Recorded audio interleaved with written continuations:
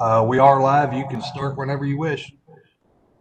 All right, well, let's call the meeting to order. This is a special meeting of the Prospect City Council for the sole purpose of working on the budget. Having said that, take it away.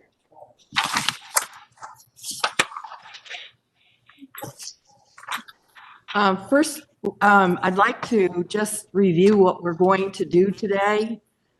This is for the purpose of trying to determine if we put into the budget the things that have been discussed, requested, felt a need for, like the one that they were just talking about, the lights on Hunting Creek. How much are we out of balance, if at all, with our income? This is not the meeting for saying, I'd like to do X rather than Y. It's if all of the things that people have identified were to proceed, what would be the effect on our expenditures as opposed to our income? Now, we know that some of the things that we have put into the budget and identified can be modified. Ron has gotten figures on some things that we didn't have figures on before. He has found some things that will be less expensive than what we had determined to put in here for a placeholder. So there will be changes as we go through. But I thought that if we just take the items that have been identified as potential additions or changes, then those of you who've got to leave within an hour and a half should be able to do it very successfully. Well, I have a thought about that, Sandra. It's this. Some of the items that you identify, it seems to me this would be a good time for the council to discuss. Do we want to do this or that? Do we not want to do this or that?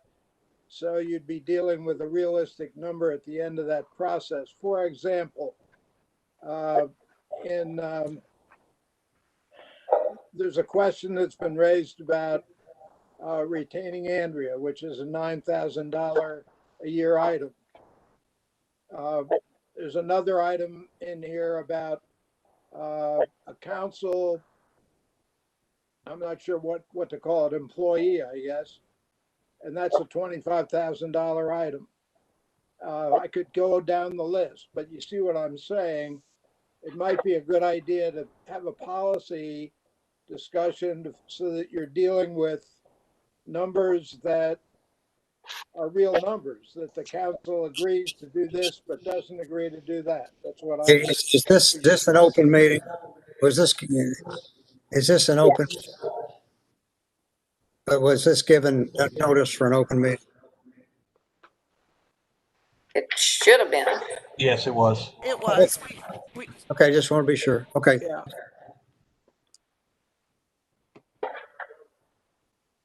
So it seems to me that it would be beneficial to go through the wish list, if that's what you want to call it, or the list of things that the working group has put forward as possible budgetary items, and get the sense of the council as to whether the council as a whole wants to go forward with this one, but not that one. One of my, I understand where you're, okay. I'm sorry.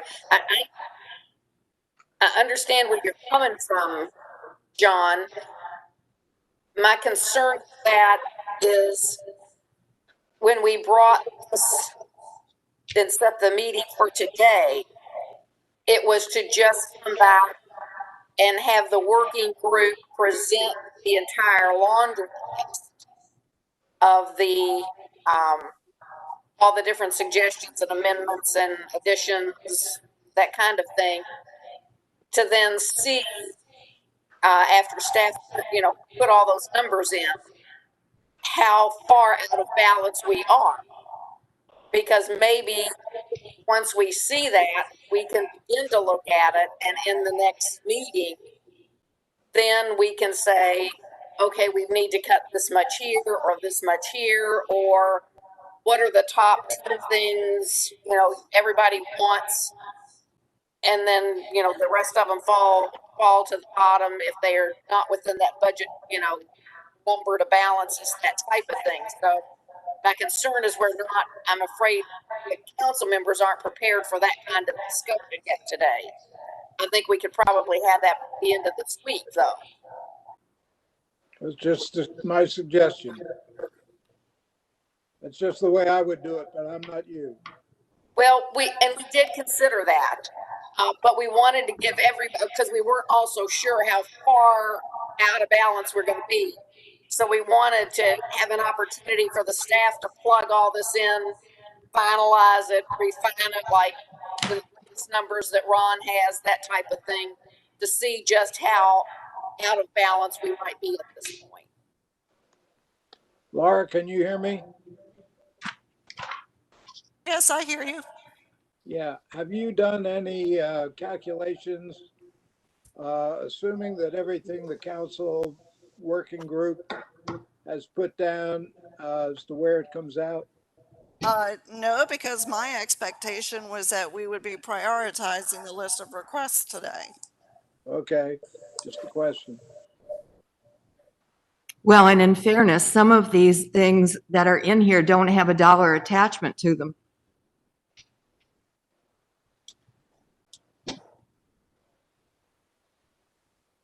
Shall we start? Yes, where I'm going to start on the first page. I wanted to ask Laura, you had highlighted the CLEF grant, but are there any other of the income items that you think need modification? Not at this time. You said that and made me think that maybe at some future point in time, they might change. I don't anticipate that happening. I am still waiting on the certified Jefferson County tax roll. The permits and interest income are the only question marks, and those are questions I can't answer. Good thought. Laura, Okay. we received a CLEP grant. Is that correct? That is correct. That comes from the state.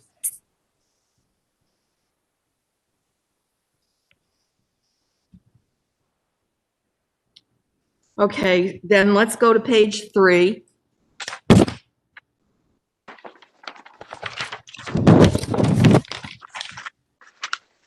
And the first issue that was identified was whether or not we wanted to retain all of the budgeted positions that are currently listed there.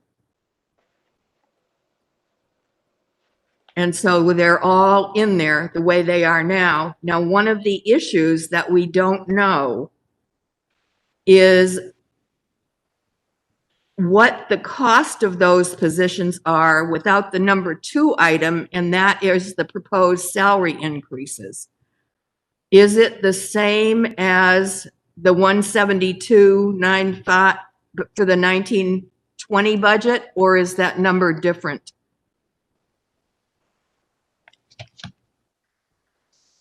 It would be roughly the same. The one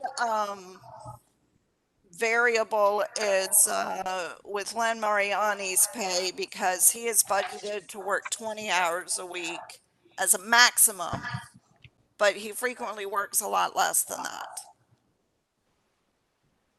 So that would be the high number. Yes.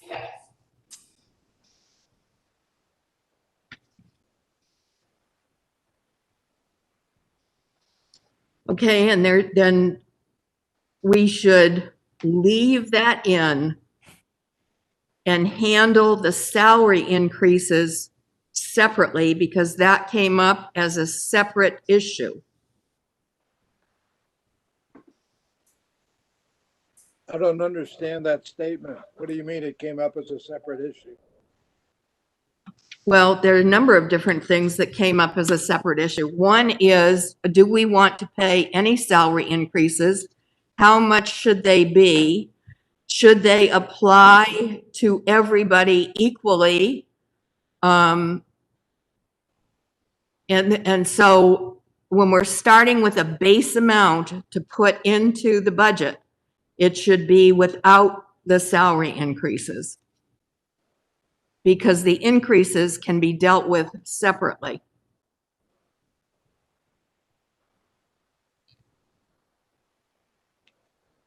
Well, there again, you're back to what I said earlier. These are all policy decisions that the council's gonna have to make sooner or later, so make it today, make it next week, whatever.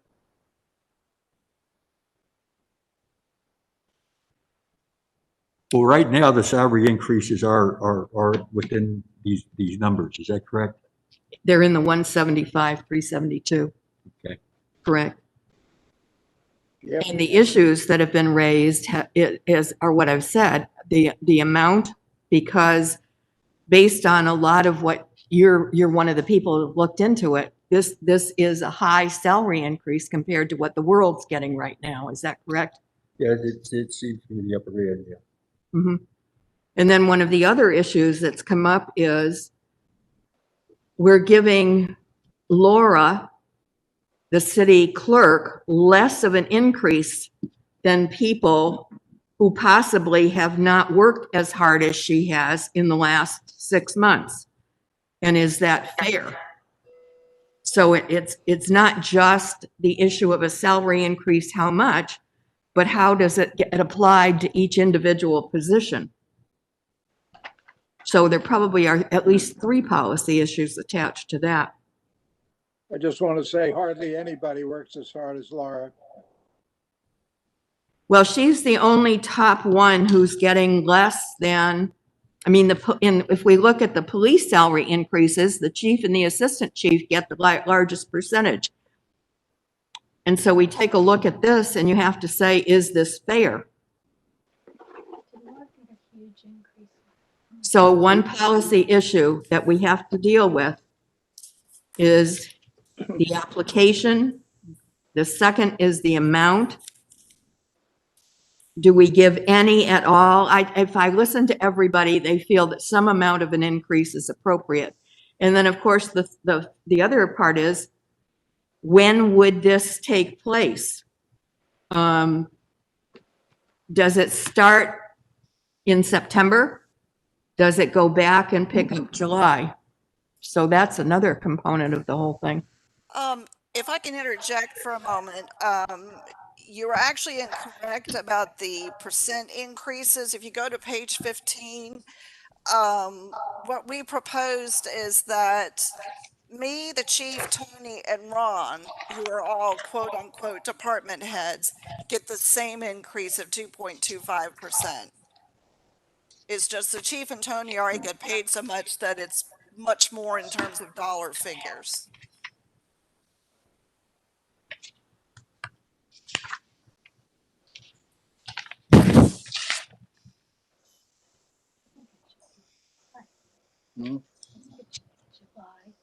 Okay, but in terms of looking at the police, the people at a lower level are getting or are being recommended for 2.00.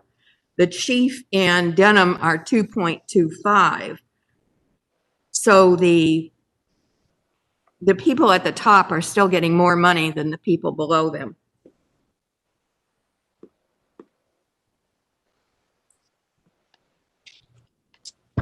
Well, the justification for that is that they have more responsibility.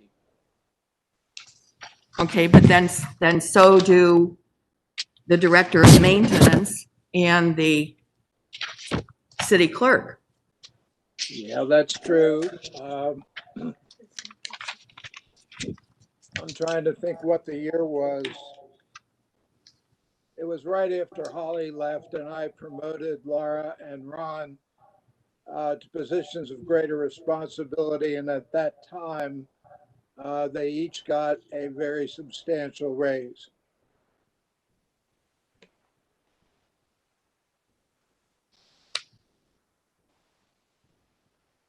They basically split the responsibilities that Holly had and that Ann Sims had before them.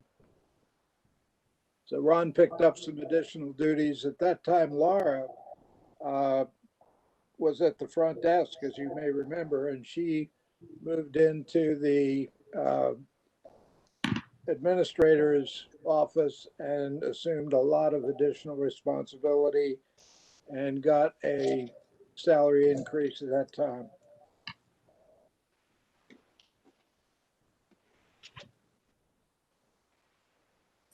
Unless anybody disagrees with me, Laura, I would put this in.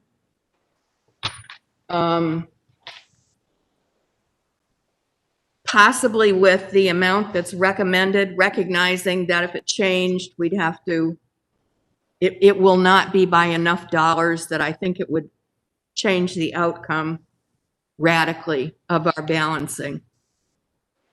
And in answer to an earlier question, I also think that this would become effective as of 1 July.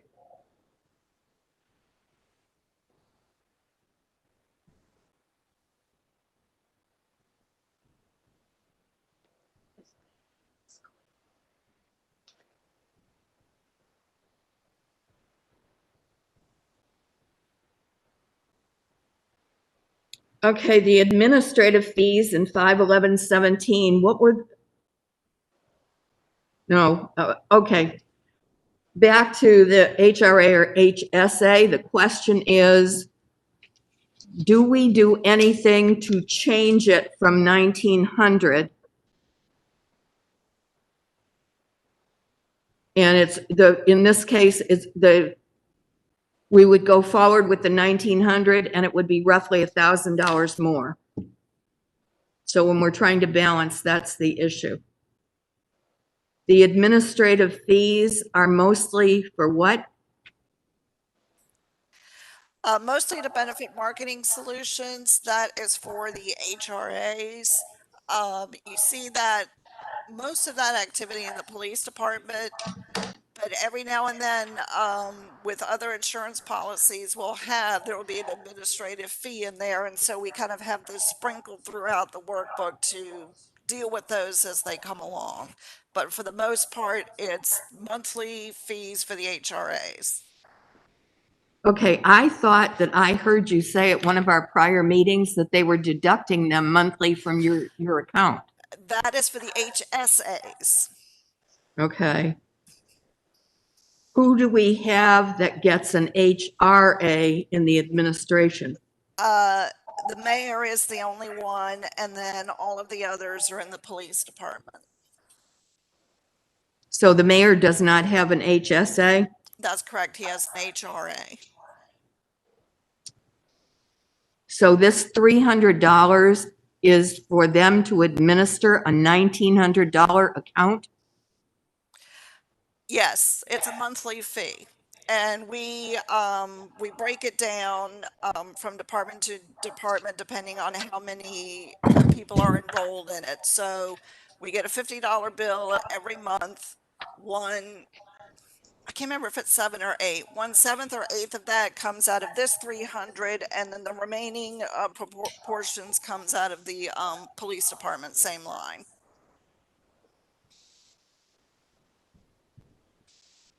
So you're paying from what you get monthly, and then they're charging us on top of it. No, two separate things. Okay. Right, the HSA, those of us who are enrolled in that, and there's 6 of us, they Okay. deduct those fees from our accounts once the money has been deposited into it. The HRAs, which I believe is 8, they don't deduct fees from that. The city pays those fees. So some people have both an HRA and an HSA? No, you can No. only have one or the other. Okay.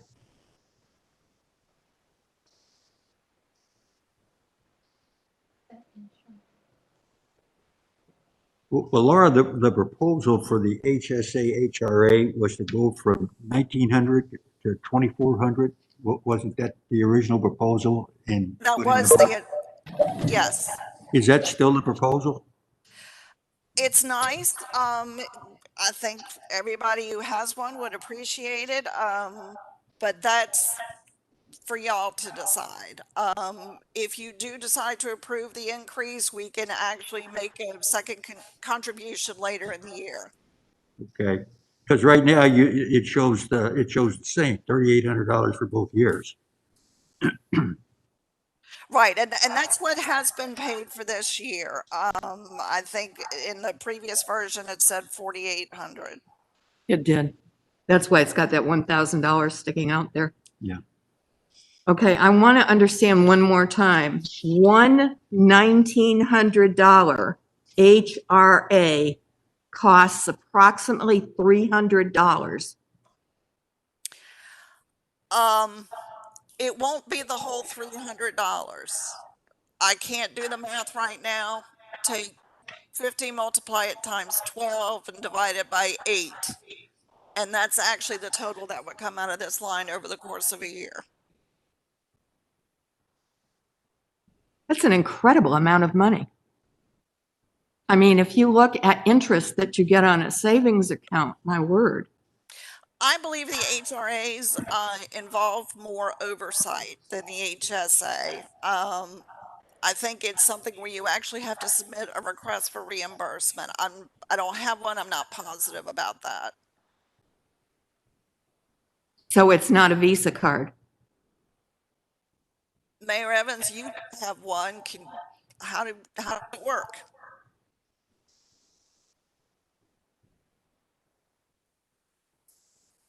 It's a debit card. You present it when you get a prescription.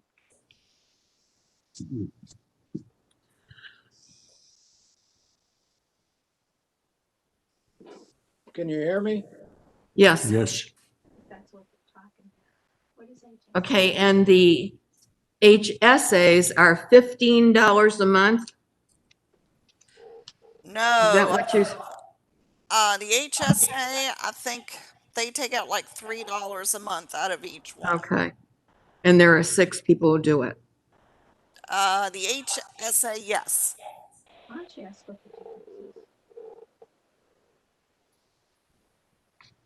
Okay. When was the last time that we made an increase from the 1900? I don't think we ever have. I think we first started doing it in like 2008, and I think it was 1900 back then.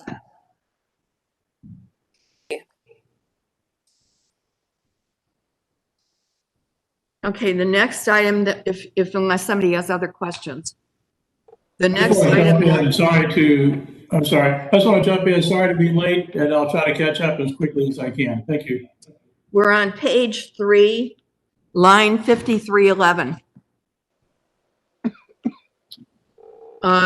There's $200 in there for uniforms, but we're going to have 3 new council members. Each one of them is going to need some kind of a piece of clothing. And so the only question was, is that enough money? Because you must have been planning on using some of this for something else. Not necessarily. The mayor and I are the only employees in administration that we buy shirts for. It really just depends on, the more shirts we buy, the less it costs per shirt.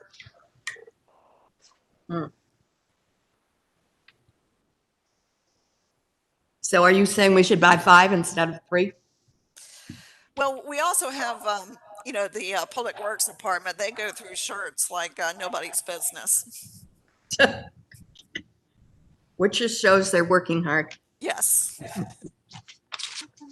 So in your mind, this is an adequate amount of money, huh? So, but the shirts for Ron's group would be in Ron's budget, right? Not this 3. Correct. Okay. Shall we go to page 4? Page 4.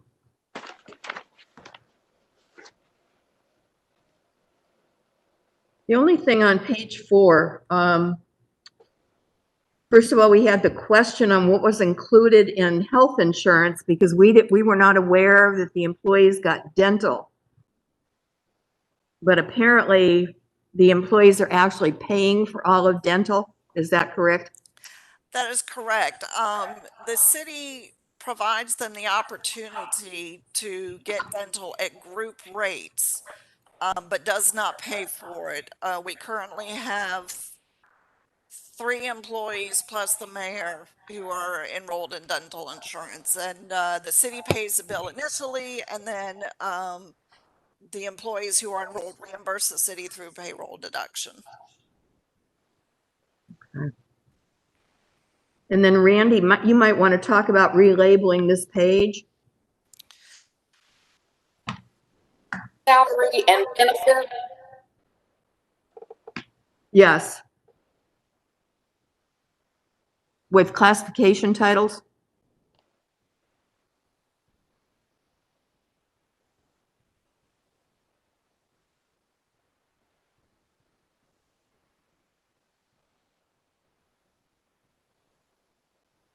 Okay, sorry, I need to unmute myself.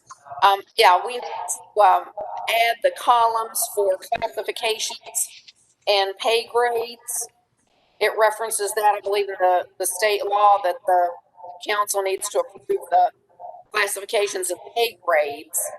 And it's probably too late for you, Mayor or Laura, to have seen it. But I sent you an email earlier today also asking for a copy of the new personnel manual, and if that has classifications and pay grades in it also.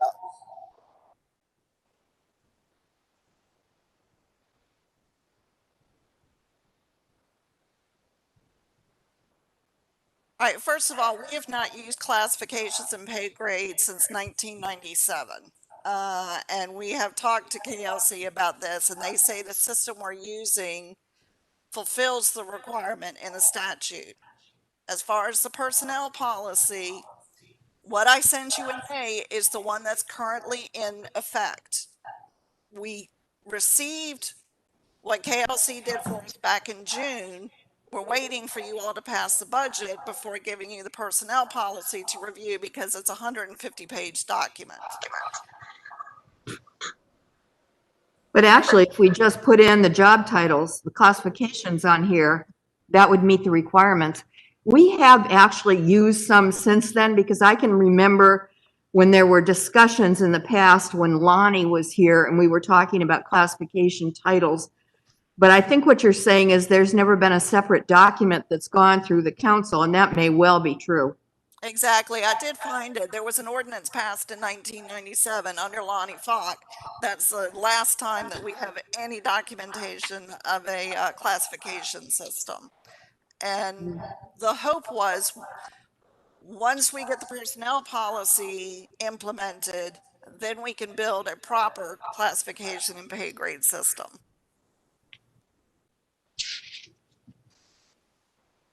But in the interim, if we just took out the personal names, for example, mayor's the classification, but then we get into the names of people, we could put their job titles there. That doesn't mean they couldn't change in the future, but we could do that with this.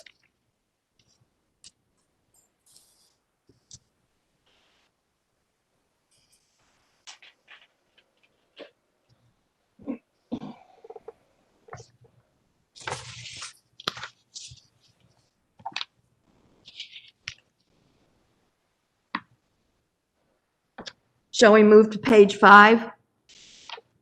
Yes.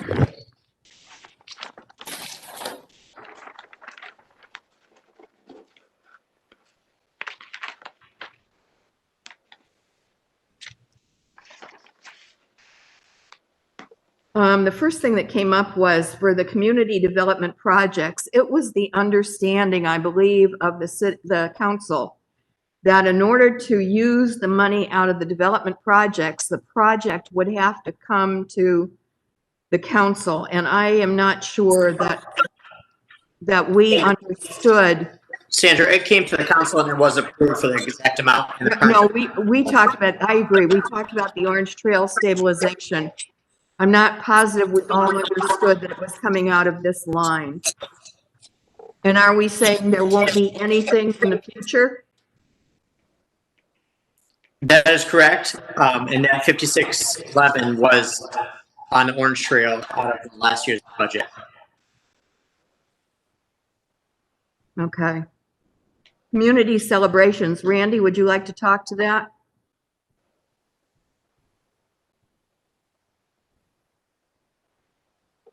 Randy's taking a quick break. She'll be right back. Okay. We'll come back to it then. Arbor Fest.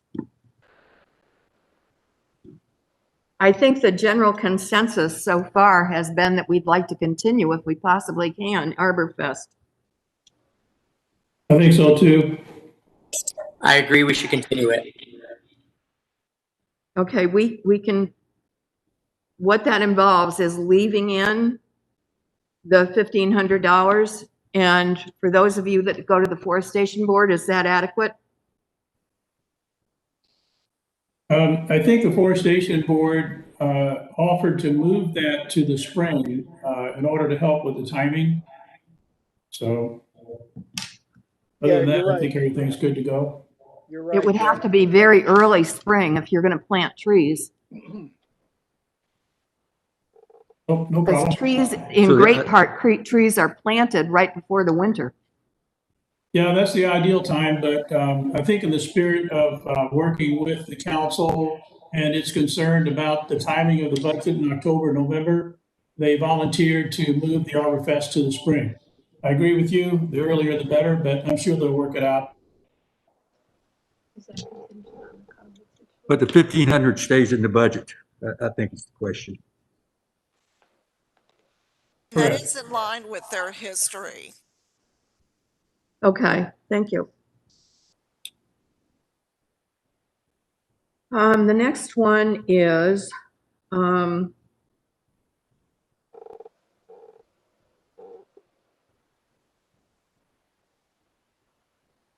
okay. Randy, is she back yet? Yes. Randy, we've been waiting for you. 8112. Do you want to speak to 8112 on page 5?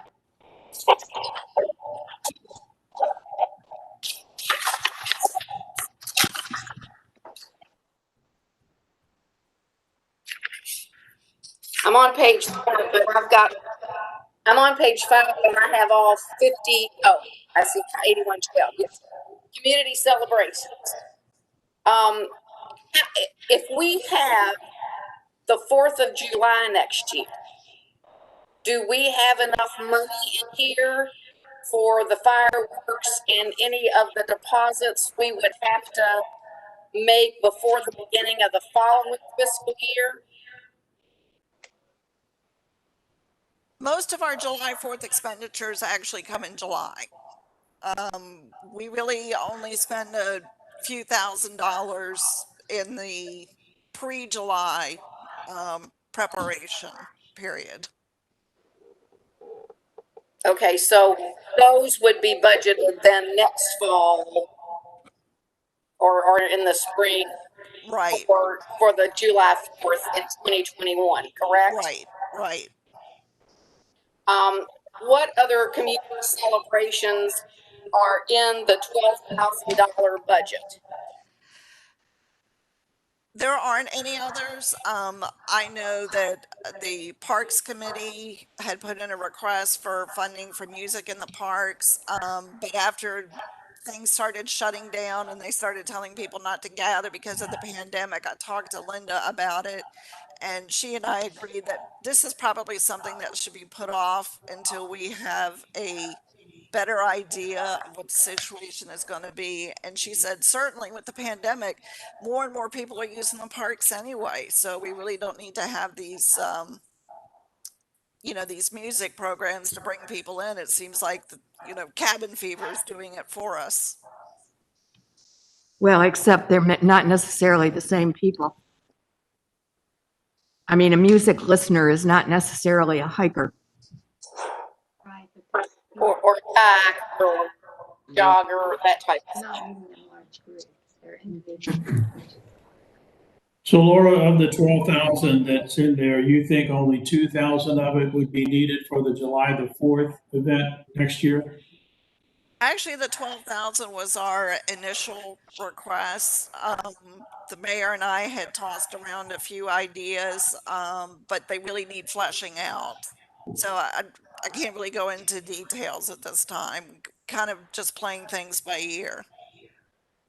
I know, So there's plenty in there. We just don't know exactly what else we will do. Is that what you're saying? There might be some other things, but we don't know what they are at this point in time. Yeah, and We'll right do now, what we can do. right now, it's a question of what we can do. For instance, Sandra said, it's a different group of people, and that's true, perhaps, probably. But the walking in the park it's easy for people to space out. But maybe I should have put that differently, to keep a space between them. Whereas if you have a music program at Cali Park, you're more likely to have people closer together. So it's a question of, when is this damn pandemic going to resolve itself? And we don't know the answer. have to leave a little money in there for possible music in the parks next spring, in hopes that the situation may be better then, and if we can get matching funds, that we might be able to actually have, 2 or 3 concerts spaced out in the park. But Yeah, you can plan for that. We just don't know if we can execute on it, because we Well, can't. it sounds like you've thought out the 12,000, and it's a rational amount of money for us to leave in there. Yes. Good.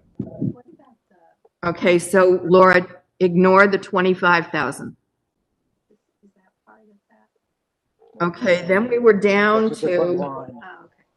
1,500. we're down to capital outlay. And again, Randy, do you want to talk to, we have an item later on in 5720 about digitizing the maps. So that 250 that may or may not have been going for furnishings probably should just stay there the way it is. Somebody might need a new chair this year. But then when we get down to 5513, Randy, did you want to talk to that one?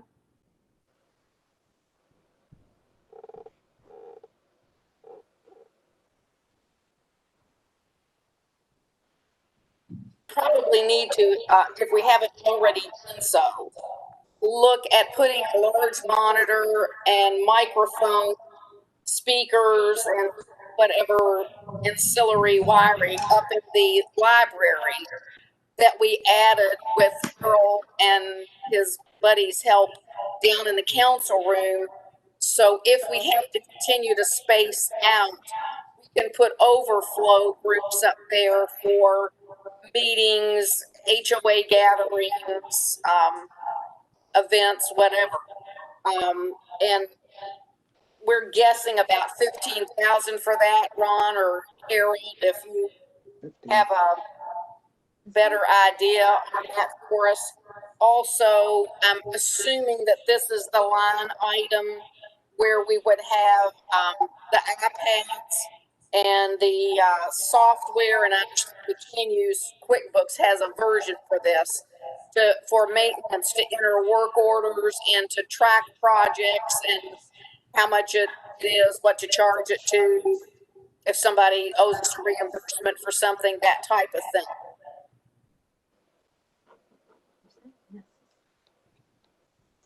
$15,000 for the overflow, that's probably going to be on the high end.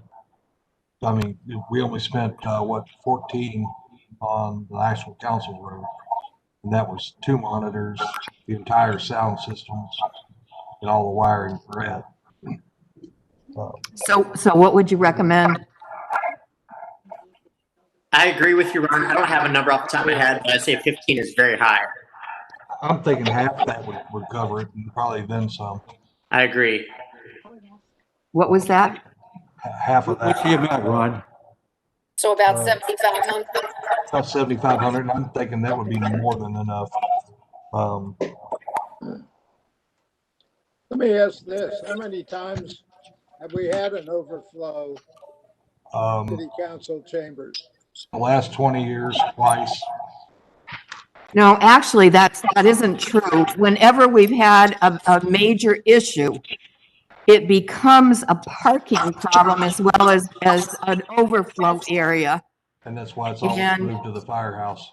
Or Yeah, it will, except that having the capacity to put people up there has been something that people have asked us for on occasion.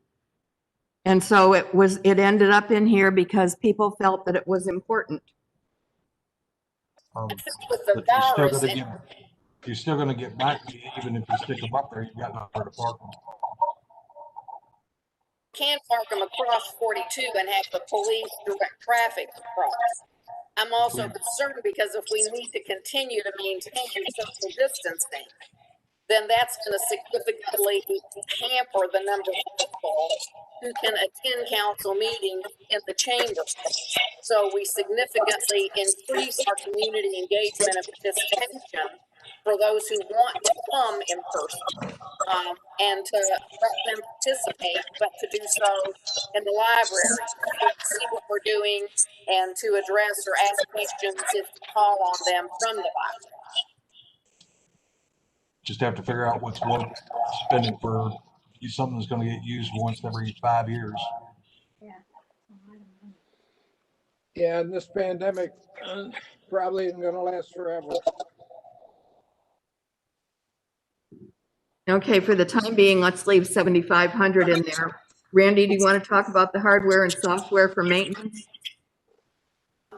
We're estimating, now, Ron, you've got a better feel for the cost of iPads. But we were looking at your staff and Mike to have those who work in the field and to have the software program that will let you enter your work orders, track, charge, maintain your budget, be able to see where you are at any given time.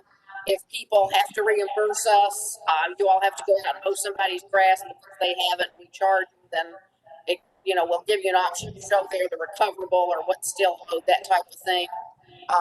So we're guessing about 3,000, particularly if we use the QuickBook version. Does that sound reasonable to you? I'm not sold on the quick version, but yeah, that sounds like a reasonable amount. That cover the cost of whatever the software would be if you went with another package? Yeah. So what number is Laura putting in? 3,000 for the hardware, software, tracking for maintenance. Okay, thank you. The question on city infrastructure, there's a 0 amount here. Is that because now it would be in the maintenance budget?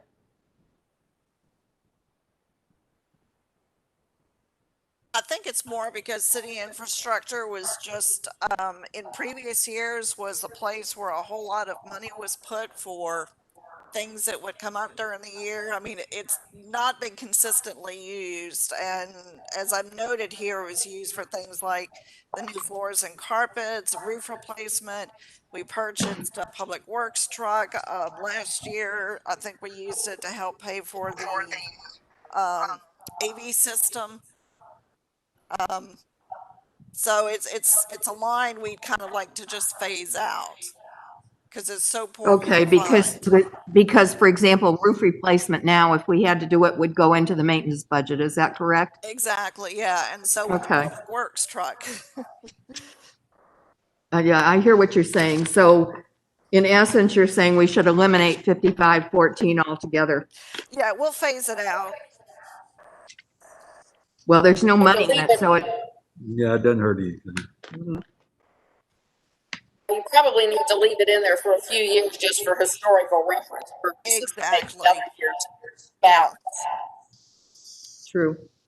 So on this page, the 7,500 and 3,000 are additive to the budget. Correct. And the 12,000 stays at 12,000 instead of moving to 25. But that's not it. Right.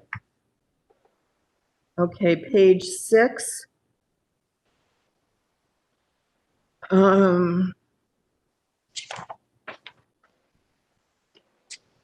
The first item that people discussed was 5714. And there are no amounts attached to any of these, but they are all engineering studies that people have identified us as needing. And they were City Hall parking lot expansion, the Hunting Creek culvert, the Hunting Creek entrance lighting if it required a study, LED lighting for the city, property appraisals for different kinds of things if we need them, the Putney Pond spillway, and the US 42 safety grant. If all of those were to take place, there's no way $28,000 is enough. So we might look and see if we've learned more with any of them that would cause us not to have to put an amount for that topic in here. The Hunting Creek entrance lighting does not need a study. Thank you. You'd actually be doing a study for 7 lights. And I don't think the LED lighting for the city myself needs a study. We're going to get the data from LG&E soon, and I think we can make that decision ourselves without paying someone for a study. I agree. I agree. Okay. The US 42 safety grant, I'd like to ask for 50,000 for that. That's going to be a formal presentation, so we can cover that in detail at the September meeting. We won't spend that much, but we'd like to put 50 in for that. Okay, so our 28,000 has gone to 50. The Hunting Creek culvert, I've been up under that. I sent you all a report on it. That could actually wait a year or 2 for that matter. It's not in critical condition. Okay. I agree with Frank. It does need to be looked at sometime in the near future, probably within the next 5 years. But right now, it's in no danger of failing. Okay, we do need to leave money in for property appraisals. Yeah, Laura, you've talked with an appraiser and gotten a dollar figure. Can you refresh my memory how much that was? Yeah, the second appraisal we got, that came in at 1,600 to do both properties. Okay. Okay, and there may be a few others. So why don't we leave 3,000 in there for that? Okay. Okay. Putney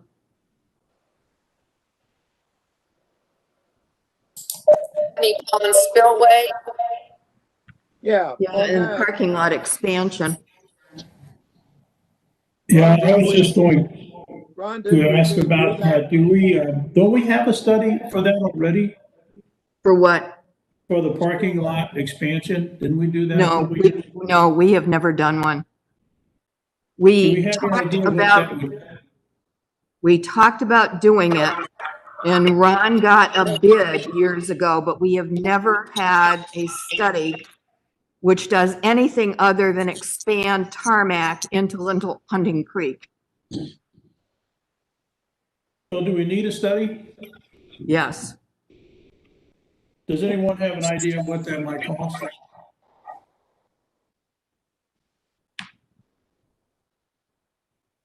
What other options do we have other than expand it to Little Hunting Creek and then kind of shorten the apex adjacent for the dumpster? I mean, do we need a study for this, or what do we need? Well, actually, there are water issues, and part of it, Little Hunting Creek thing, part of the reason it was so expensive is if you look over there, there's a drainage pipe that comes into the area that we'd like to use. The other thing is, if you look at some of the rest of what we've got, it could probably, I had an engineer that I was talking to at one point in time who thought it could be configured differently to be more effective and to be more attractive. But again, I have no clue what something like this would cost.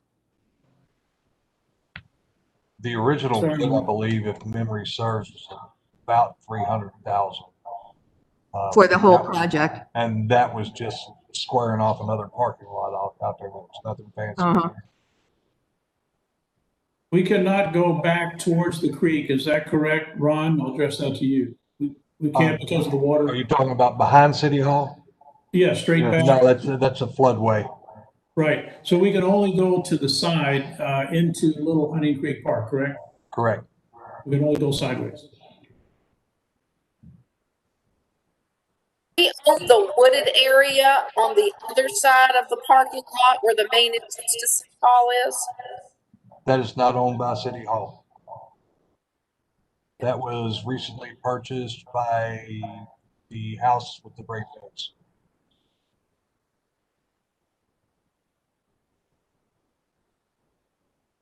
On the Putney Pond spillway, I have a question. Is that something that our Corps of Engineers might do a study?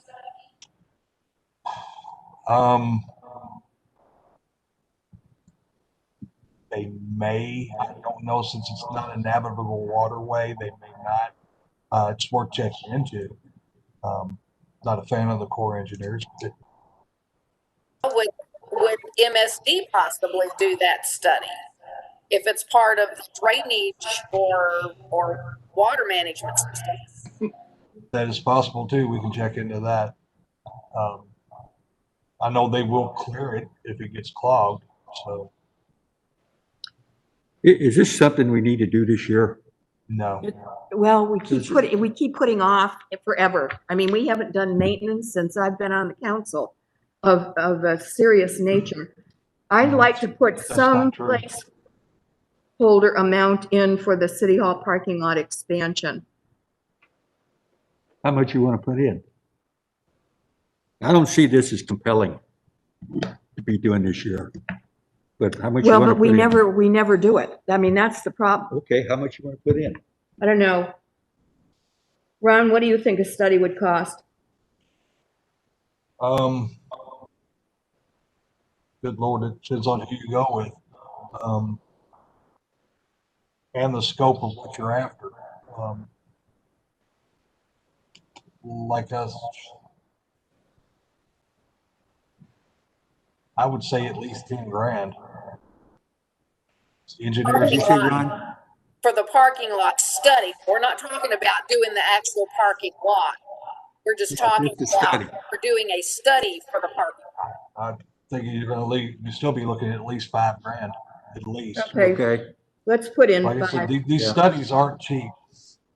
that's fine. and then we What can do you see. think if we had to pay for a study for Putney Pond, that might cost us if we can't get MSD to do it or to partner with us on it? I can actually go back and look that up. The dam has had a study done before by Peggy Duffy, who was a civil engineer. I could go back and look, see what she charges, and we can probably prorate it to that. Okay, What is that Folks, study? Pardon? That study, could we use it? I sent it out, so. Okay. It was Folks, I'm struggling no, it with was in this an study. email. I'm sorry. I'm sorry, Ron. It was in an email I sent out last month, or the first of this month, rather.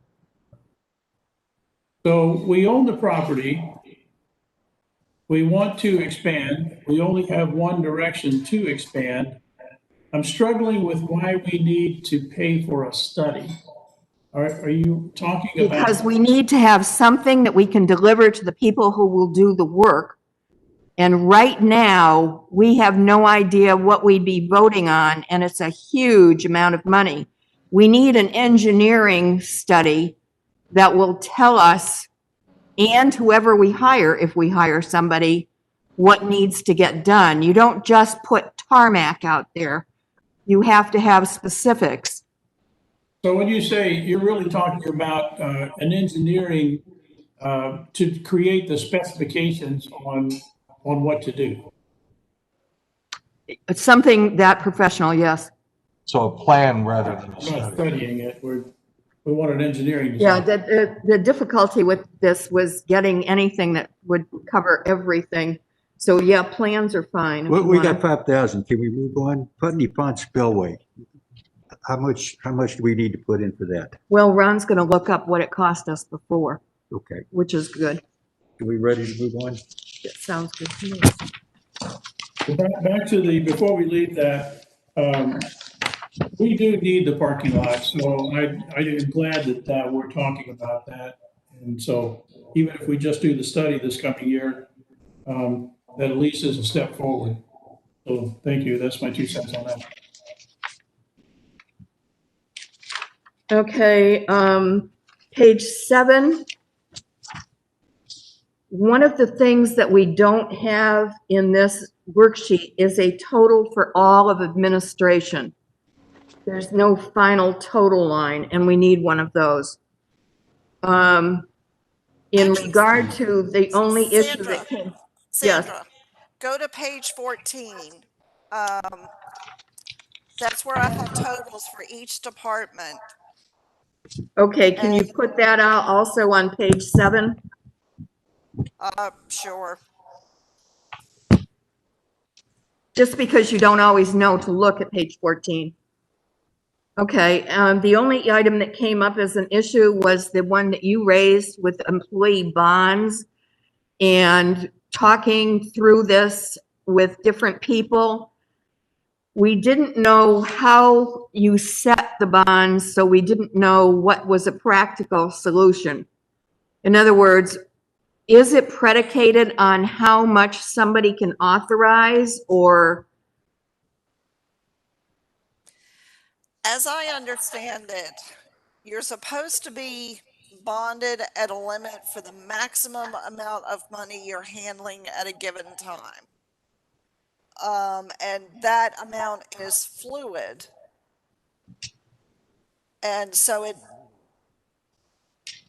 there were a couple of ways of looking at it. There was a higher bonding level and then a lower bonding level, and the lower bonding level obviously costs less. And so that's why we initially proposed that the mayor, because he has primary oversight over all the city's money, and Len, because as the bookkeeper, he's the one who really has his hands in it, they should have a higher level of bonding, but at 500,000. And then because I am a check signer and I also have access to our accounts, our bank accounts and our QuickBooks accounts, and I also work in payroll, should be bonded at 250,000. So basically, you're recommending the 5,200? No, the 4,000, the alternative. Okay, but then does the alternative include Mike Lesh? He has a separate bond. He only has to be bonded for like $10,000, and I think his bond fee is like $50. Okay. Does anybody have any more questions?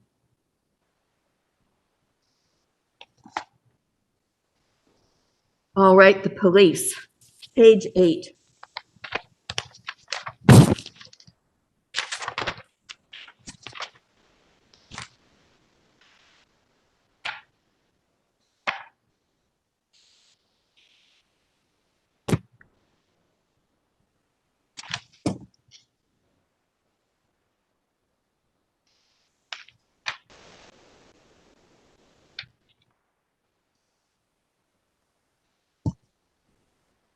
Okay, when we look at the salaries, the issue was the same one we had in administration, the same one when we get to maintenance, and that is the issue is, first of all, do we have the correct number of budgeted positions? Should it be more or should it be less?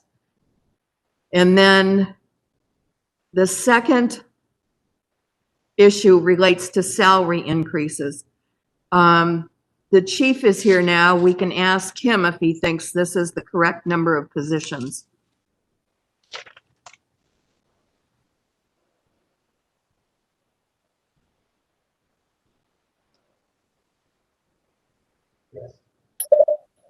He's not near a microphone, but he said yes. Okay, and then when we look at the salary increases, one of the issues that has come up is when you look at any individual salary increase, it isn't very much. But when you look at all of them plus the benefits going forward, within 3 years, you can be talking about a very substantial amount of money. And that's why the salary increases, the issues are the same ones we went through before. Are we going to give a salary increase? Are they distributed among the staff in the way people think they should be? Is the amount practical in the COVID-19 situation? So we have those same issues here that we had before. Before, what we suggested was that the budget be put in for this total tally at the amount that we currently have and that we deal with the salary issues separately.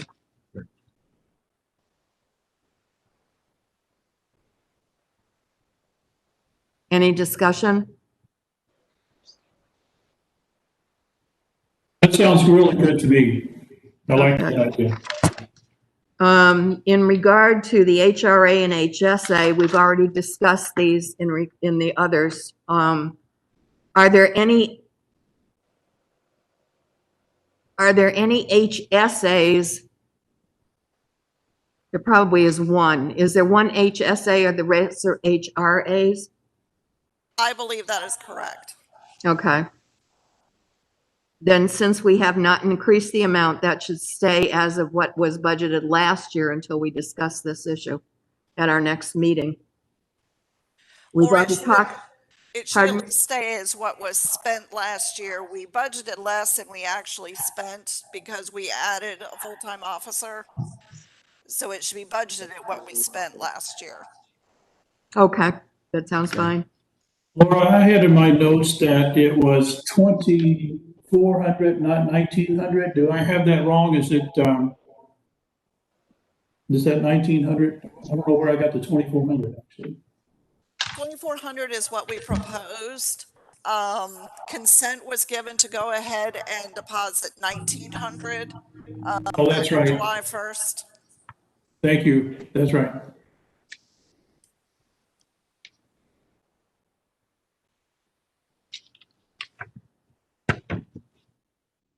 Okay, we've already talked about Clef. The same thing when we get to page 9 with the police salary and benefits.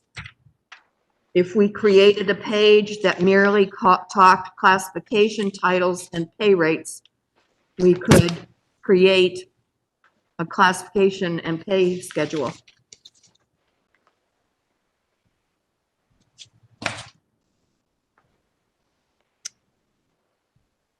Page 10. This one's easy. At the police chief's request, we're increasing 6515 by $1,500 because after we talked through all of the things that were contained in there, it was felt that that needed to increase by 1,500. There are some issues this year that weren't included in the budgeted amount. And then again, Laura, like you said, with the totals that you've got in the end, if you could put that same total amount on the end of page 10, that would help.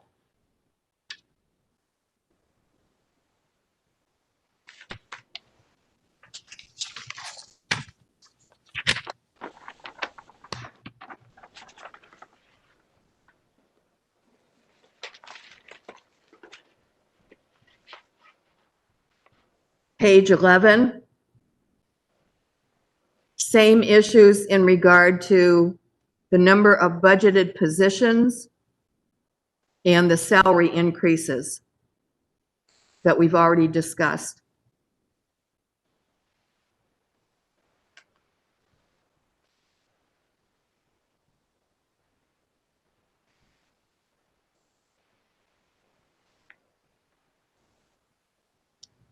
Same issue in regard to the HSA and HRA.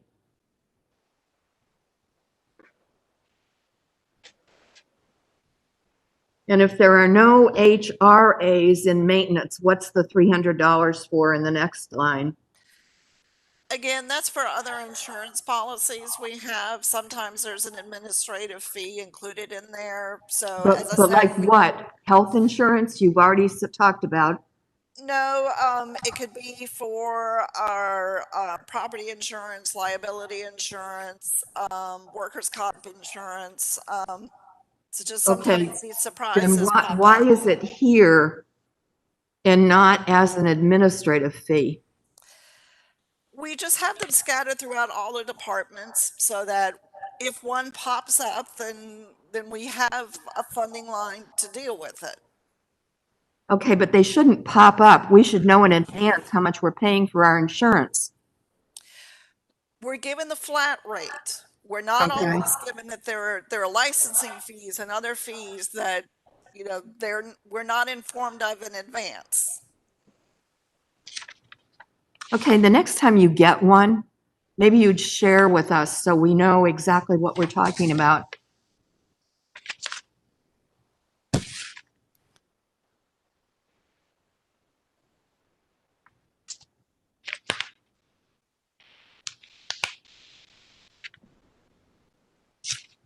Okay, somebody asked, in regard to down in 7213, they asked what was included, and Laura has now told us conferences, webinars, and I'm sure that that must answer the questions. Is this for all of maintenance for the Yes. 4 positions listed above? Right. Okay. There are typically more opportunities come available for Mike, both related to code enforcement and ABC administration. But sometimes KLC will have safety seminars. Those are good for us to sign up for because it helps with our workers' comp insurance, brings our rating down. Okay. Does anybody have any, I don't remember who asked that question. I hope that satisfies them. In terms of service contract, the one thing that came up was, does that include the elevator? Yes. Yeah, we get So we the- get billed quarterly for that, I believe. And roughly what does that cost? Ron, do you remember? I do not off the top of my head. I don't get the bill for that, so. Right, and I don't pay attention to it. I just know that we get it several times a year. Okay, thank you. All right, and then the next one is what you've put in, it's 37,000, and what the group got to 105,000. Now, I know that some of these things have been taken care of. It doesn't matter if it was in the 37, we put it down here because as we take things out, it will probably work better. It looks like there's a typo in here too, but the HVAC for the police is still 8,500. Yes, it's being installed today, as a matter of fact. Oh, I bet they're delighted. The library is still 11,000. Correct. The council door refurbish is still 3. Yes, and I expect that to be less than 3,000, so, Okay. Fire escape is still okay. yes. Keyless access. Laura? It's something we never got a comprehensive detailed proposal on. That was just something I found with just some very superficial searching.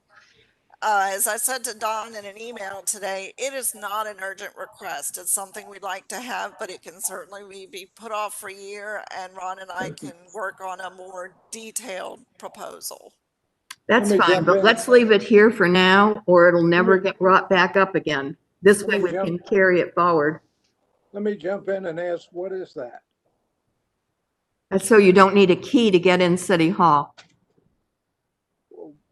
Why are we doing that? Well, we can use keypads or swipe cards, issue them to employees and so forth, and actually you can better track who's in City Hall and at what times. Okay. You know, if Also, every time what was it, Laura? It's like $600-700 every time we have to rekey the locks. well, I don't know how much we paid. I just know the last time it was done was 6 years ago. So We don't do it automatically when an employee leaves our employment. That's why we did it the last time. well, actually, I thought we did it because Ann retired. I don't think we've done it since then. Yeah, you're given a key fob and then you just go by and you swipe it, or it can be done as a key card system. That what it does is it logs in whoever comes in and gives you a date and time. So it keeps better track of who's coming in and at what time. So it's a much better system. Yeah, that's good. Also much cheaper if you have someone leave under difficult circumstances to immediately rekey everything, and much cheaper to do it in that fashion than it is to have to call a locksmith. Well, at that point, you don't have to rekey anything. You just kill their card and then they can't get back in. Exactly. So, yeah, so there's no actual key involved in it. Okay. My Is point the- is, how many people, you can come in the back door over next to where Ron's workshop is, go up to the police department. If you know the number to punch in, how many people know that?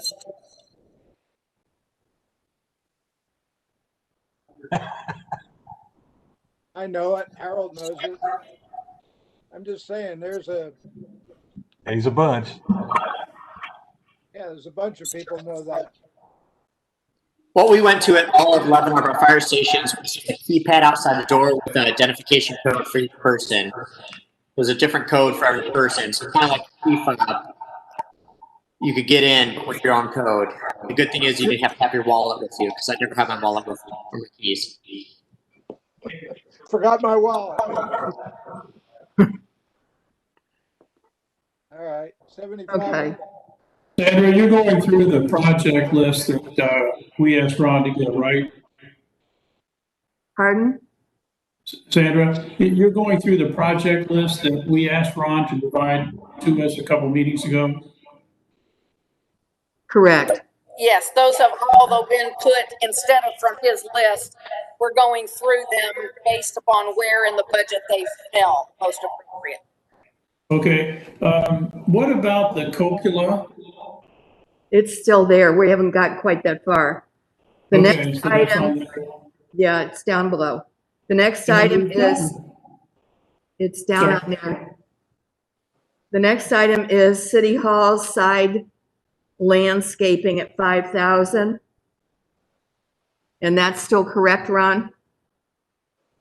Yeah. Yeah. Okay, and then the clock on 42, I noticed, is already working. Should Yep. we remove? Yeah, I'm not sure where the 5,000 came for that, but That was it the ended up- amount on your worksheet. it ended up being $250 plus labor. So Fantastic, thank you. So- So so we we can can- take that 3,000 off yes, ma'am. already. And then the next one was the parking lot expansion, paving and striping.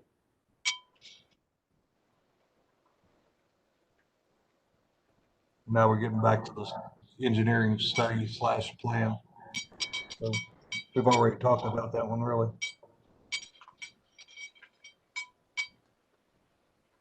I think that the bulk of this came out of the milestone study. They ended up giving us 3 different levels of being able to take care of the parking lot. And if we were to deal with smoothing out the alligatoring and doing some of the other things that needed doing, this was the $45,000 amount. Harold was the one who looked into that.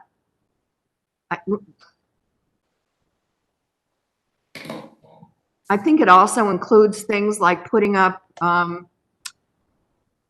so things that restrict you if you want to go crashing over into the, where some of our concrete things have been removed. That was all included in there. Bollards that stop cars. Mhm.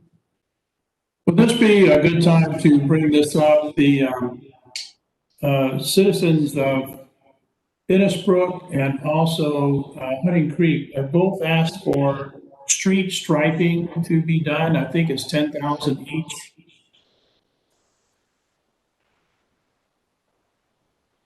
Let's finish with the roof and the cupola, and then let's talk about that, okay?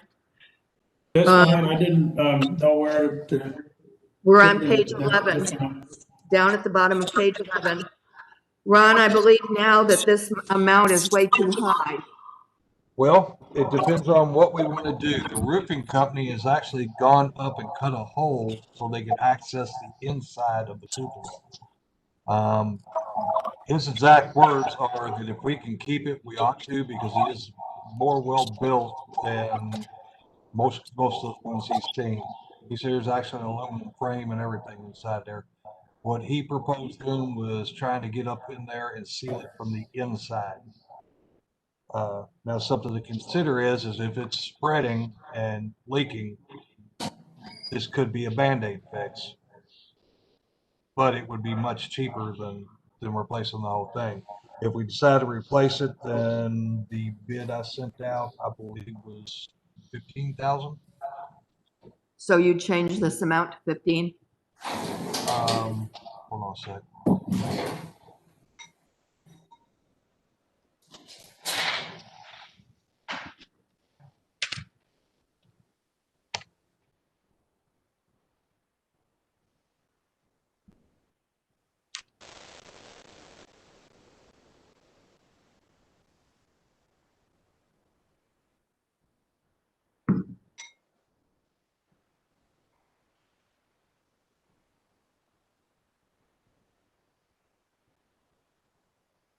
$14,700. Okay, so we'll put it in at 15 then. Thank you.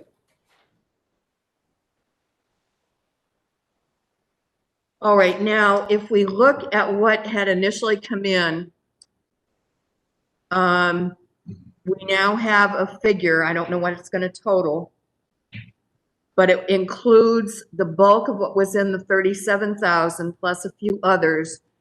The other Bridgepoint street signs and the salt barn roof, Laura has already looked into it, and those can come out of road aid money, so they don't need to be on page 11 anywhere. What's on that again? Pardon? What were those again? Yes. Sandra, what were those two things? The salt barn and what else? The Bridgepoint signs. The street signs in Bridgepoint. Ron, is that a big dollar number? Well, it was $3,500 when it was proposed earlier. Right. And that's a high estimate. It costs us about $80 a sign to refurbish them. And thinking there was 13 signs off the top of my head. Well, that'd be less than $1,300. Right. You have to figure in for the rest of the city. So that was about 3,000. That was for the whole city.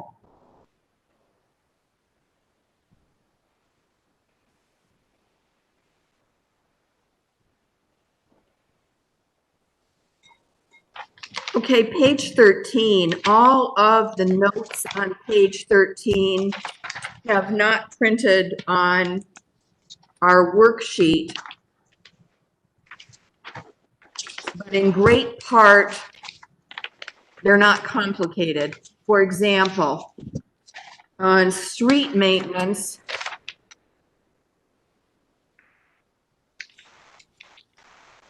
the street maintenance and repair could stay at 2,000.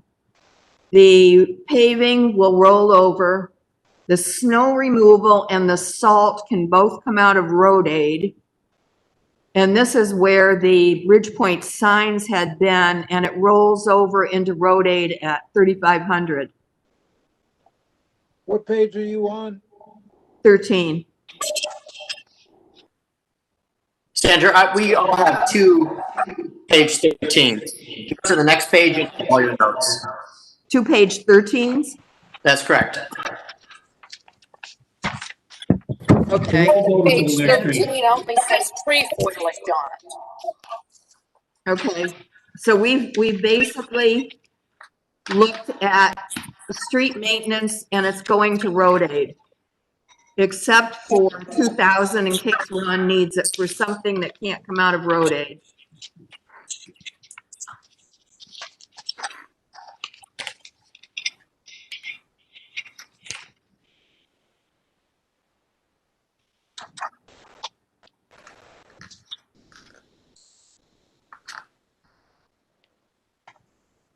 When we get down to 7712, that is the number that came off of Ron's projects, and that totals $35,000.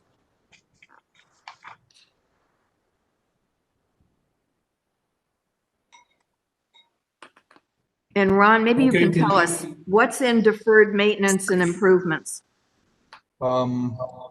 There's the islands on Westover that are in really bad shape.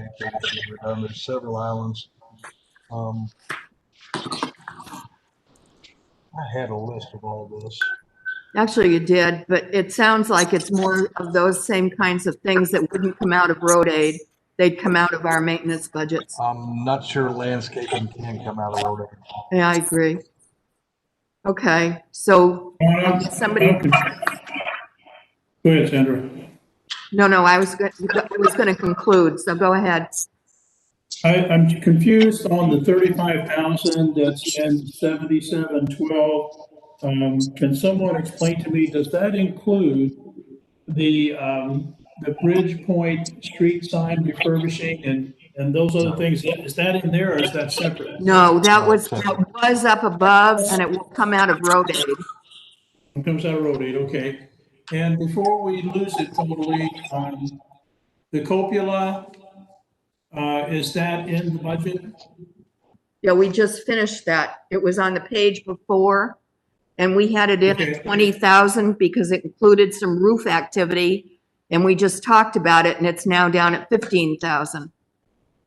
Okay, thank you. And then I had down here on my notes that some citizens had asked for street striping in Innisbrook and Hunting Creek. Is that something we can consider? Ron and I are currently working on it right now. Ron's looking at purchasing a striper, and we're going to store the paint, order a pallet of it, and he'll be able to do the striping whenever as needed. Is that still correct, Ron? That is correct. There we How go. much roughly would a striper cost? $8,000 to $15,000, depending on how big we want to go. I'm thinking closer to the 8,000 in for what we need it for. Yeah, I don't disagree with you, and here's why. When we spend $5,000 just to do Hunting Creek Boulevard, Hunting Creek Drive, it seems already very paid much for it. more prudent to worry about it ourselves. Absolutely. And that's why we secured a place to buy all the paint, so we can buy it in bulk at the pallet. And Ron and I work together. We're going to try to get this figured out because we've had, you're right, Greg, we've had a lot of people request striping.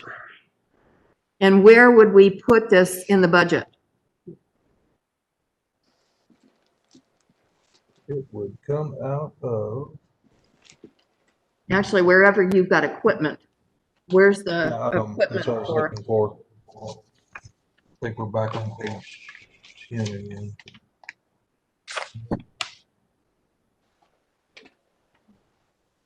That could come out of 7412.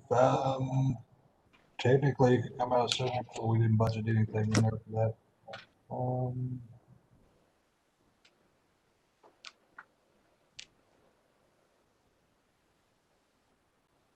The other thing we could do is we could take 7411, which is city vehicles, and do city vehicles and major equipment. Yep.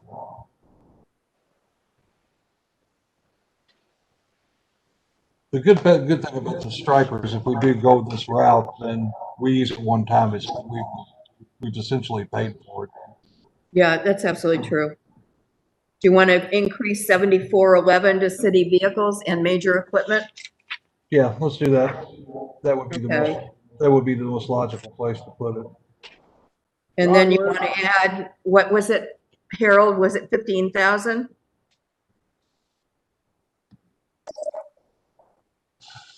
Let's see. He was thinking, Let's plan on 10,000 for the sprayer, which I don't think is, I think we can get it cheaper than that. I need to look at the state contract list for that too. Which would make it much less. could this be taken out of the road aid fund since we could be essentially painting stop bars and stuff like that? Technically, it could. I'm leery of overdrabbing the road aid fund though for paving. Yeah, and the other thing about it is it won't get used exclusively for roads. I mean, I can see us doing parking lots with it too. That's true. Hey, Ron, Yes, place to keep it? I can squeeze the sprayer in, and the fire department and Harold have graciously allowed us. They're going to allow us to store the pallet of paint at the firehouse. Well, what about the machine? That's what I'm talking about. The sprayer, I can find a way somewhere to squeeze it in downstairs because it really needs to be kept indoors. But Yeah. Let's put I'll make Brian scoot 15. to the side. Let's put 15 Where in there. downstairs? Pardon? I'm sorry, was that Randy? Where downstairs? How big is this thing? Generally they're about 6.5 foot long and about 3.5 foot wide. Yeah, they're not the smallest things in the whole world. We're over stuff, so we'll just stick it to something else. Another selling point that people ask about the sprayer, now that you have so many cars with the almost self-driving features on them, they depend upon road striping and edge striping to direct the safety features that are on those cars. So on our roads, the it's all worn, safety features don't function as effectively. That's interesting. Okay, so unless you come in with a lower number and give it to Laura in the next few days, we'll put 15,000 in 7411 for the striper.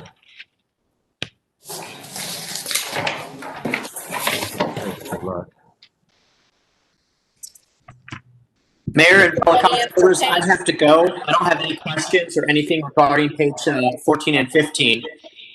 You guys have a great day, okay? Thank you.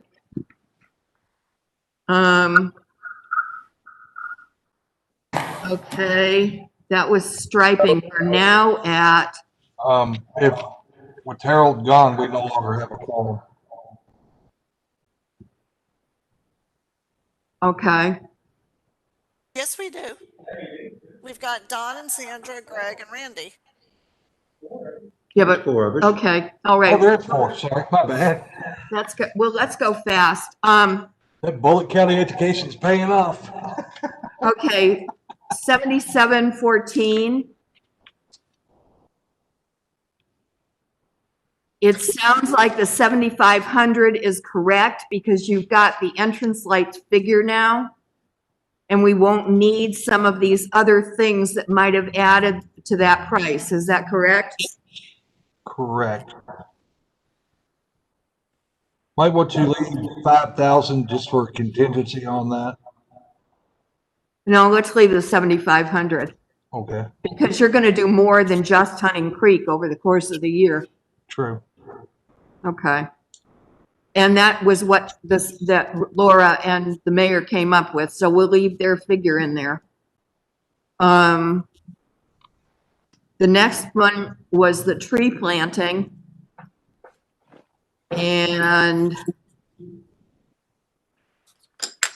there still is 4,000 and something dollars that is in the budget. And we were going to look at the use of that. It's going to be in the contract with, that Grover Potts ended up doing. We need to come up with why we can't use that money for trees.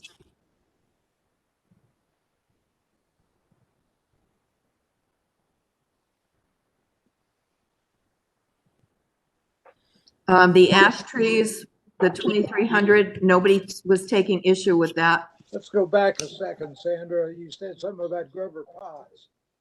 Well, there's 4,000 some odd dollars that we keep carrying, and it initially went into an account that got labeled for the parks. But as I remember, the purpose of that was to recompense the city for trees they had taken down as they put the pipes in down there. No. And if that's true. No, the 4,000, those are contributions made specifically for the benefit of the parks. If you look in the monthly financial reports, there's one sum that's about 600 and another one that's another few hundred. Those are what remains of money we got from MSD, and there are restrictions on the use of that money. What they are, I don't know. Okay, let's take a look at the restrictions and see what they are. Because we've been carrying that amount now for a couple of years.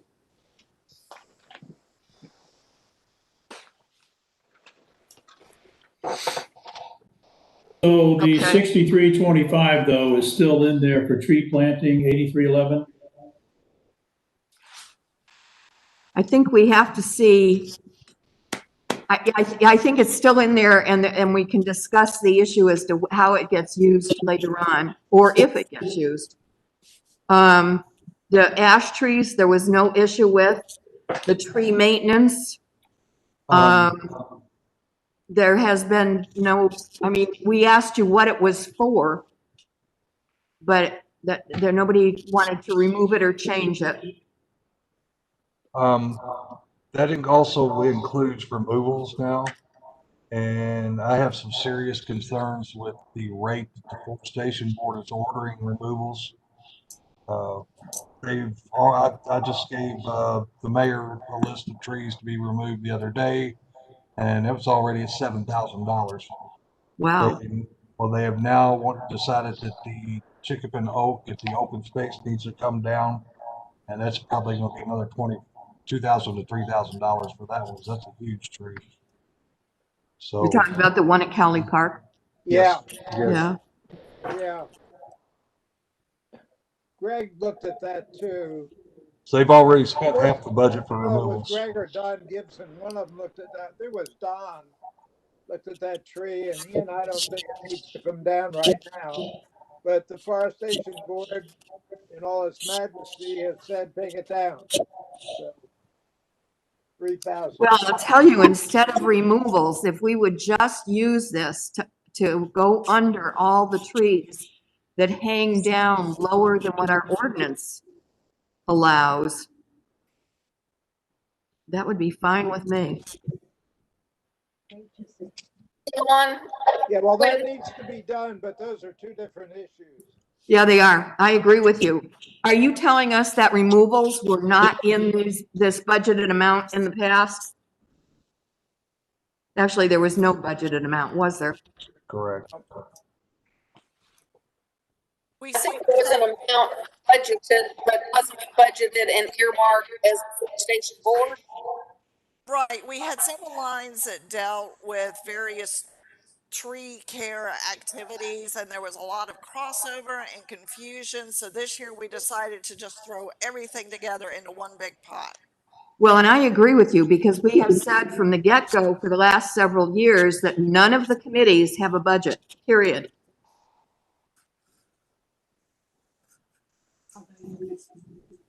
I'd like to make a point about the oak tree that we removed. We were down there meeting with the Forest Commission Board and the Parks Committee. I guess this was last fall. Yeah. And we were looking at putting some trees down there. We discussed that.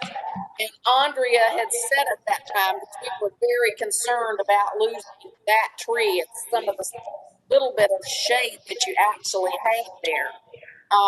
That while it was dying, it was a long way at that time, she said, from being dead or needing removal, but would be prudent if we planted some other trees in the park to offset when we lose that one because they grow so slowly. I'm opposed to removing that tree at this time unless it is a severe threat to fall over on cars or people in the park and the sidewalk and road. Well, the problem is that they have declared it a safety hazard, and by ordinance, we have to take it down. I would almost like to ask, can we get a second opinion from another certified arborist? Because, excuse me, but all I hear Andrea talking about is taking trees out. I rarely hear her talking about keeping trees in or conserving trees. And that is a huge tree. It will take years and years before we'll ever have one that size in that park again. And I think they're just being hasty.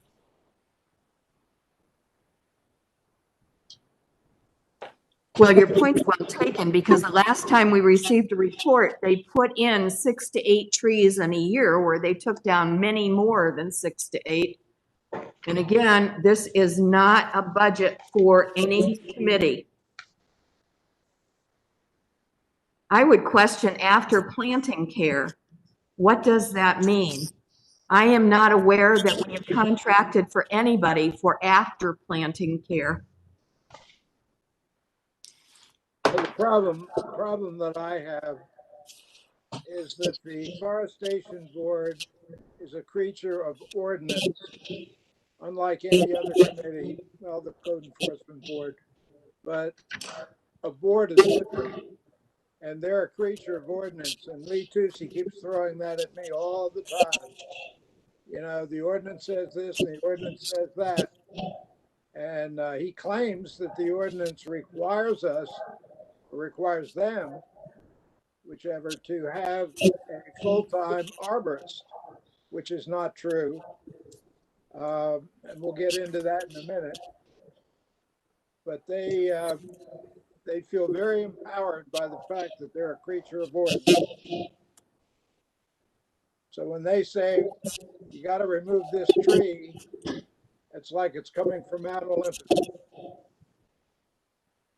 Okay, in the interest of what we're doing right now, I would propose that we leave in both the item that we're talking about and the following item, and that these are definitely things that we need to talk about in our next meeting. I agree. Okay, what lines, Sandra? 8313 would stay at 20,000, and it might not be there after our next meeting. And 8315 would stay in at 9240, and it may not be there after our next meeting. You don't want to deal with that today? What'd you say, John? I asked whether you do not want to deal with that today. No, I'd like to deal with it with the full council. All right, I understand. To answer, Sandra, to answer your question about after tree care, a lot of that relates to watering. As they tend to plant trees where we don't have irrigation. Sometimes it can mean some kind of foliar treatment, those sorts of things. And then who are we paying to water? Yes. We have at least once or twice contracted with an outside firm to do some watering for us. But usually it's Rusty and Brian. That was my impression. do we do any aftercare maintenance in terms of fertilizing trees or treating around them with pre-emergent so they don't get a lot of weeds? Yeah, a lot of that's covered by the landscaping contract.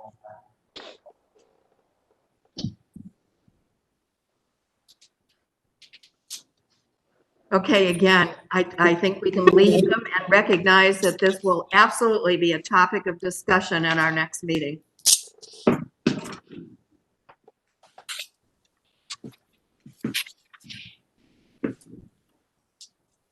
When we get to the next one, 8611, the amounts that are enumerated include a dam.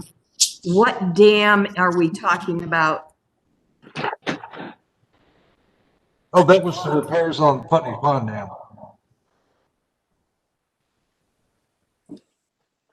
And you've already done them. I'm sorry, it But broke up. haven't you already done the boat launch too? Yes, those are already completed. Have you done the Cali drainage? That is on hold for approval. Okay, and so this amount should stay at 15,000. Yes. Actually, no, it should be 16, right? 7.5 and 7.5 plus 1 is 16,000. What is the 6.5 committee request?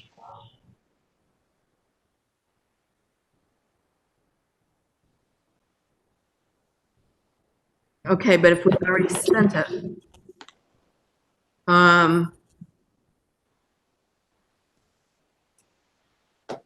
What was the structures business?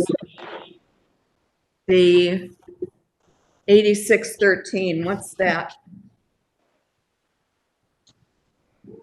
That was swing sets, maintenance of swing sets and stuff like that. Swing sets? Some of the gravel, not swing sets, the swinging benches would be. Oh, the benches? Yeah. Okay. And maintenance thereof and things like adding gravel to paths, things like that. Well, I wouldn't think of a gravel path as a structure. We generally tend to consider the paths a structure. Guys, I think we may have run into a quorum issue. I cannot see Randy, and as a council. That's okay, because we have just finished. So I'd like to make a motion that we adjourn. Second. Before you do you want to set a date for your next meeting? Yes.